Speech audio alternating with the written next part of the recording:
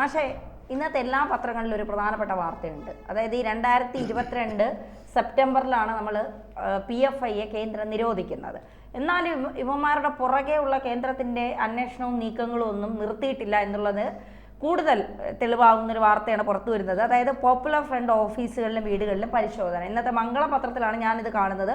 മറ്റു പത്രങ്ങളിലും വന്നിട്ടുണ്ട്. 67 കോടിയുടെ സ്വത്ത് കണ്ടെത്തി. കേന്ദ്രമാണ് നിരോധിത സംഘടനയായ പോപ്പുലർ ഫ്രണ്ടിൻ്റെ ഓഫീസുകളിലും നേതാക്കളുടെ വീടുകളിലും NIAയും EDയും പരിശോധന നടത്തി. രാജ്യവ്യാപകമായിട്ടായിരുന്നു പരിശോധന. കേരളത്തിലെ ഗ്രീൻ വാലി അക്കാദമി അടക്കമുള്ള സ്വത്തുക്കൾ കണ്ടെത്തി 67 കോടിയുടെ സ്വത്താണ് കണ്ടുകെട്ടിയത് എന്നാണ്. ഈ നിരോധിച്ചിട്ടും പലപ്പോഴും EDയും NIAയും ഒക്കെ യവന്മാരുടെ പുറകെ നടന്നിട്ടും ഇതൊരു നിരോധിത സംഘടനയായിട്ടും എങ്ങനെയാണ് ഈ 67 കോടിയൊക്കെ ഇവർക്ക് ഉണ്ടാകുന്നത്? എവിടെ നിന്നാണ് ഇവർക്ക് ഈ ഫണ്ട് വരുന്നത്? എന്താണ് ഇതിൻ്റെ ഒരു ഉറവിടം? ഈ ഫണ്ട് നിരോധിച്ചതിന് ശേഷം അവർ കണ്ടെത്തിയ ഫണ്ടല്ല. നിരോധിക്കപ്പെടുന്ന സമയത്ത് തന്നെ ഈ സംഘടന നിലവിലുണ്ടായിരുന്നു. ആ സംഘടനയിലേക്ക് ഇവർ ചേക്കേറിയെന്നേ നമ്മൾ കണക്കാക്കേണ്ടത്. കാരണം ഒരു രാജ്യത്തെ ഒരു സംഘടന സർക്കാർ നിരോധിക്കുമ്പോൾ ആ സംഘടനയിലുള്ള അംഗങ്ങൾ ആവിയായി പറന്നു പോകുന്നില്ല. അവരവിടെ തന്നെയുണ്ട്. ഒന്നില്ലെങ്കിൽ സർക്കാർ അവരെ ജയിലിൽ പിടിച്ചിടണം, അല്ലെങ്കിൽ സ്വതന്ത്രമായിട്ട് അവരെ പ്രവർത്തിക്കാനായിട്ട് വിടുന്ന സമയത്ത് അവർക്ക് കൃത്യമായിട്ട് ഒരു ഫോളോ അപ്പ് സംവിധാനം ഉണ്ടാവും. അവനെവിടെ പോകുന്നു, ആരെ കാണുന്നു, എന്താ ചെയ്യുന്നത്, അതൊക്കെ ഗവൺമെൻറ്റിൻ്റെ രഹസ്യാന്വേഷണ വിഭാഗത്തിൻ്റെ മുഖ്യ ചുമതലയാണ്. ആ ചുമതല അവർ നിർവഹിച്ചുകൊണ്ടിരിക്കുകയായിരുന്നു.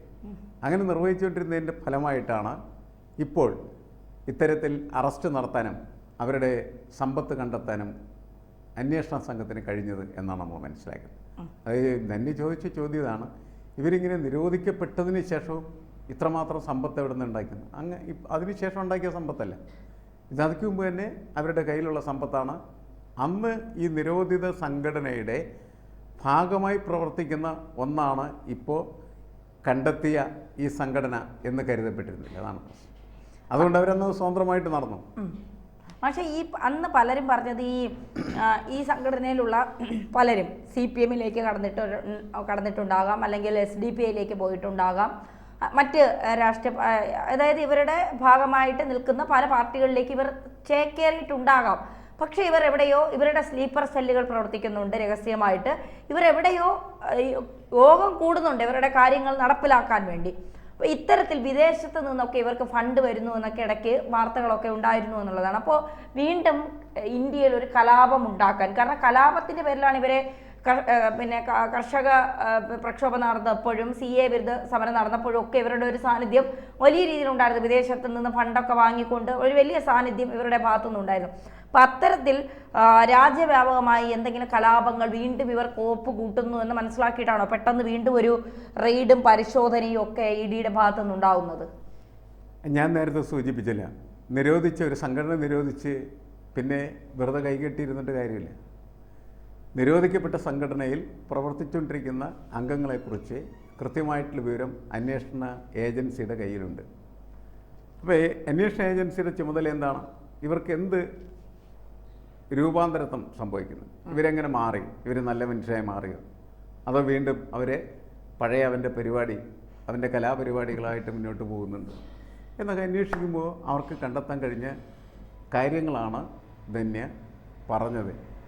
പല സ്ഥലത്തും സ്ലീപ്പർ സെല്ലുകൾ പ്രവർത്തിക്കുന്നുണ്ട് എന്ന്. ഈ സ്ലീപ്പർ സെല്ലുകൾ പ്രവർത്തിക്കുന്നു എന്ന് നമ്മൾ പറയുമ്പോൾ അത് ഒരു സെൽ ആക്ടിവിറ്റി തന്നെയാണ്.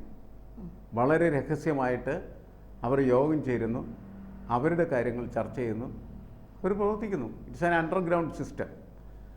അപ്പോൾ ഈ അണ്ടർഗ്രൗണ്ടിൽ ഉള്ള പാർട്ടി പ്രവർത്തനമാണ് അവരിപ്പോൾ തുടർന്ന് പോയിക്കൊണ്ടിരിക്കുന്നത്. അപ്പോൾ അവർക്ക് വിദേശത്ത് നിന്ന് പണം വരുന്നത് ബാങ്ക് വഴിയാകണം എന്നില്ല. ചിലപ്പോൾ ബാങ്ക് വഴിയാകാം. ബാങ്ക് വഴി വരുന്ന പണം എന്ന് പറയുന്നത് ഏതെങ്കിലും വ്യക്തിയുടെ പേരിലായിരിക്കും വരുന്നത്.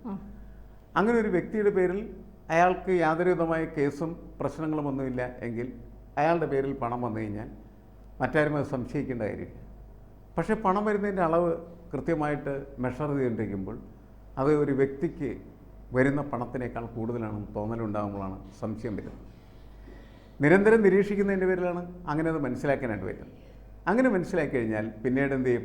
കുറേയും കൂടി തീക്ഷ്ണമായ അന്വേഷണം ഇതിനെ തുടർന്നുണ്ടാവുകയും ഇവരുടെ പ്രവർത്തനങ്ങൾ, ഇവരെവിടെയാണ് പോകുന്നത്, ഇവരുടെ സ്ലീപ്പർ സെല്ലുകൾ, അതിലൊക്കെ തന്നെ അന്വേഷണ ഏജൻസിയുടെ കണ്ണെത്തും. അങ്ങനെ കണ്ണെത്തുമ്പോഴാണ് ഇവർ ഇനി ഭാവിയിൽ വരുത്താൻ പോകുന്നതായിട്ടുള്ള അപകടത്തെക്കുറിച്ച് കൂടുതൽ മനസ്സിലാക്കുകയും എന്ത് അപകടമുണ്ടാക്കുന്നതിനും എന്ത് കലാപമുണ്ടാക്കുന്നതിനും അടിസ്ഥാനപരമായി വേണ്ടത് പണമാണ്. ആ പണം ഇവർ സംഭരിച്ചുകൊണ്ടിരിക്കുകയാണ്. അങ്ങനെ സംഭരിച്ചുകൊണ്ടിരിക്കുന്ന അവരുടെ ആ സമ്പത്ത് വീണ്ടും കണ്ടുകെട്ടുന്നതിൻ്റെ അടിസ്ഥാനത്തിലാണ്. ദുർബലപ്പെടുത്തുക. ഒരു സംഘടനയെ നിരോധിച്ചതിന് ശേഷം നിരന്തരമായിട്ട് നിരീക്ഷണം നടത്തുന്നു, പിന്നീട് ഒരു ദുർബലപ്പെടുത്തുന്നതിന് ആവശ്യമായിട്ടുള്ള പ്രവർത്തനങ്ങൾ ഏർപ്പെടുന്നു. അതിൻ്റെ ഭാഗമായിട്ടാണ് ഈ റെയ്ഡും അതേപോലെ അവരുപയോഗിച്ചുകൊണ്ടിരിക്കുന്നതായിട്ടുള്ള ഫണ്ട്, കെട്ടിടം മുതലായിട്ടുള്ള സാധനങ്ങൾ കണ്ടെത്തുക എന്നുള്ളത്. അത് കണ്ടെത്തി കഴിഞ്ഞിരിക്കുകയാണ്. ദുർബലപ്പെടുത്തിയതിൻ്റെ രണ്ടാം ഘട്ടം. ഇനിയും കുറേ നാൾ കഴിയുന്ന സമയത്ത് വീണ്ടും നമ്മൾ ഇതേപോലെ മംഗളത്തിൽ വാർത്ത വായിക്കും. PFIയുടെ ഓഫീസ് റെയ്ഡ്, ഇന്നെത്രമാത്രം കോടി രൂപ കണ്ടുകിട്ടി. അതൊരു തുടർക്കഥയാണ്. ഇവർ ഒട്ടും പ്രവർത്തിക്കാത്ത തരത്തിലേക്ക് സ്ലീപ്പർ സെല്ലുകൾ വരെ അടച്ചുപൂട്ടി സാധാരണ പൗരനെ പോലെ ഇവർ പ്രവർത്തിക്കുന്നത് വരെ അത് തുടരാനുള്ള സാധ്യതയുണ്ട്. പക്ഷെ അവരതിന് ഇടയ്ക്ക് ചെയ്യുന്ന കാര്യങ്ങൾ എന്താണ്? ഇതൊക്കെ അവർക്ക് മനസ്സിലാവുന്നുണ്ട്. സ്ലീപ്പർ സെല്ലുകൾ ഫോളോ ചെയ്യപ്പെടുന്നുണ്ട്. വാച്ച് ടവറിന് കീഴിലാണത്. അതുകൊണ്ട് അവരെന്ത് ചെയ്യുമെന്ന് വെച്ചാൽ മറ്റ് പാർട്ടികളിലേക്ക് ചേക്കുക. കോൺഗ്രസ് ആയിട്ട് പ്രവർത്തിക്കും, ആരും സംശയിക്കും. അല്ലെങ്കിൽ CPM ആയിട്ട് പ്രവർത്തിക്കും. CPM ആയിട്ട് പ്രവർത്തിക്കുമ്പോൾ ഇപ്പോൾ സംശയിക്കാനുള്ള സാധ്യതകൾ കൂടുതലാണ്. കോൺഗ്രസ് ആയിട്ടാണെങ്കിൽ ഒരു പ്രശ്നം, BJP കയറി അവർ ചിലപ്പോൾ പ്രവർത്തിക്കും. അങ്ങനെ എവിടെയും കയറി ഇവൻ പ്രവർത്തിക്കുന്ന ഒരു സ്ഥിതി ഉണ്ടാകും. അപ്പോഴുമൊക്കെ അവൻ്റെ മനസ്സിനകത്ത് നേരത്തെ കോറി വെച്ച ആ അഭിപ്രായത്തിൽ നിന്നും മാറുന്നില്ല. ഒരുതരം ഭ്രാന്താണുള്ളതല്ല. ആ ഭ്രാന്ത് വിട്ടുകളയാൻ തയ്യാറാവുന്നില്ല. സുബോധത്തോടുകൂടി ഈ കാര്യങ്ങളെ വിലയിരുത്താൻ അവൻ തയ്യാറായാൽ എത്രയോ മുമ്പ് PFI എന്ന് പറയുന്നതായിട്ടുള്ള പ്രസ്ഥാനത്തോട് വിട പറഞ്ഞ് സാധാരണ ജീവിതത്തിലേക്ക് അയാൾ വരുമായിരുന്നു.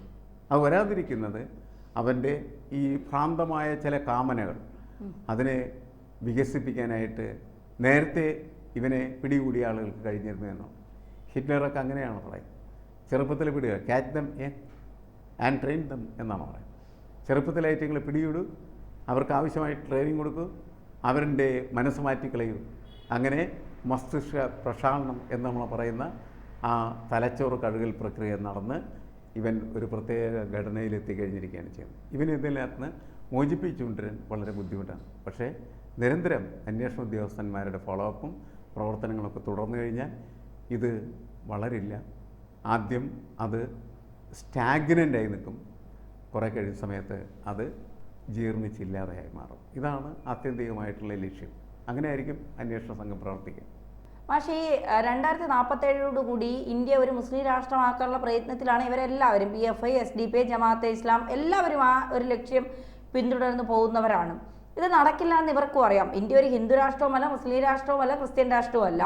ഇന്ത്യ ഒരു മതേതരത്വ രാഷ്ട്രമാണ്.